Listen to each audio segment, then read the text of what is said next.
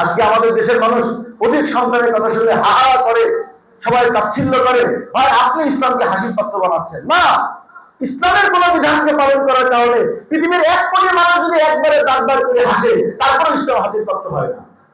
আল্লাহ তাআলা তাদের ব্যাপারে বলেন, ওয়াল্লাহু ইস্তাহজিউ বিহিম, আজকে তারা তোমাদের এই দ্বীনি কাজ নিয়ে ঠাট্টা করে, কাল কিয়ামতের ময়দানে তোমরা ওদেরকে ঠাট্টা করবা, আমি আল্লাহ ওদেরকে নিয়ে ইস্তেহজা করতেছি। হ্যাঁ, আপনি ইস্তেহজা, যারা দ্বীনকে হাসির পাত্র বানাচ্ছে কারা? যারা দ্বীনি লিবাস করে গণতন্ত্র করে তারা। হাসির পাত্র বানাচ্ছে তারা যারা দ্বীনি লিবাস করে গালিগালাজ করে তারা। হাসির পাত্র তারা বানাচ্ছে যারা দ্বীনি লিবাস করে সমকামিতার পাশে দাঁড়াচ্ছে। দ্বীনি লিবাস করে পর নারীর সাথে তারা একসাথে বসে ইফতারি করতেছে। দ্বীনি লিবাস করে পর নারীর সাথে তারা হ্যান্ডশেক করতেছে। দ্বীনি লিবাস করে বেপরদাহীন নারীদের সাথে চলতেছে। তারা ইসলামটাকে হাসির পাত্র বানাচ্ছে। যারা ডাইরেক্ট ইসলাম অনুযায়ী চলতেছে তাদেরকে মানুষ গালাগালি করলে এটাকে বলা হয় না হাসির পাত্র। ইসলাম নিয়ে হাসির পাত্র তারা যারা ইসলামের সাইনবোর্ড নিয়েও ইসলামের পরিবর্তে কাজ করতেছে, তারা ইসলামকে হাসির পাত্র বানাচ্ছে। তারা ইসলামকে হাসির পাত্র বানাচ্ছে যারা মাথায় টুপি আছে, তারপরে তারা স্ত্রীকে গোপনে রাখে, তারপরে তারা স্ত্রীর উপর জুলুম করে, তারপরে তারা লাওয়াতে অভ্যস্ত হয়, তারা ইসলামকে হাসির পাত্র বানাচ্ছে।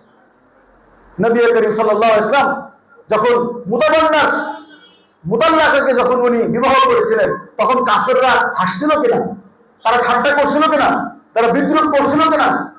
তো এই পাবলিকরা যদি ওই জামানায় হতো, তখন নবীকেও আবেদন করতো যে আপনি এমন কিছু বললেন না যদি ইসলাম হাসির পাত্র হইতে। নাউযুবিল্লাহ। এই বাংলার জমিনে একটা সময় মাদ্রাসায় পড়া হাসির পাত্র ছিল না। আমরা ছোটবেলায় শুনি নাই, আমার মামার কাছে আমি নিজে শুনেছি যে আমার দুলা ভাই এত ব্রেনে বেরি নাতিগুলোকে ফকির বানানোর জন্য মাদ্রাসায় পড়াইছে, কয়েকদিন পরে ঝোলা নিয়ে বিক্রি করে বেড়াবে। আমার কানে আমি বহুবার শুনেছি আমার আত্মীয়দের কাছে।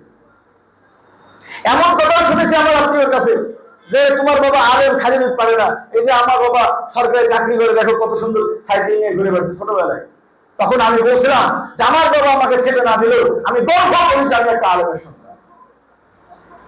একসময় কওমি মাদ্রাসাকে নিয়ে হাসি মজাক করা হতো। কওমি মাদ্রাসায় কত জিনিস নিয়ে হাসি মজাক করা হয়েছে। রাসূল সাল্লাল্লাহু আলাইহি ওয়াসাল্লাম যখন যাকাতের বিধান আসছে, তখন পুরো মক্কার ইস্তেহজা করেনি। এবার মোহাম্মদ নতুন ধান্দা শুরু করছে, আমাদের 40 ভাগের 1 ভাগ নেওয়ার ধান্দা শুরু হয়েছে। তারা মজা করেনি? যতবার ইসলাম আসছে ততবার তারা মজা করেছে, যতবার ইসলামের বিভিন্ন বিধান আসছে ততবার তারা মজা করেছে।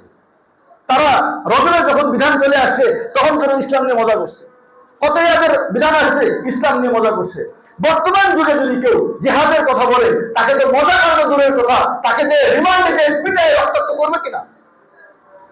তাহলে কি আপনারা বলবেন যে ভাই আজকে জিহাদের কথা বলার দরকার নাই, এই জিহাদের কথা বললে সবাই ওলামায়ে কেরামদেরকে জঙ্গি ট্যাগ লাগাই দিচ্ছে, আবার জঙ্গি ট্যাগ লেগে যাবে, আপনার জিহাদের কথা বলার দরকার নেই।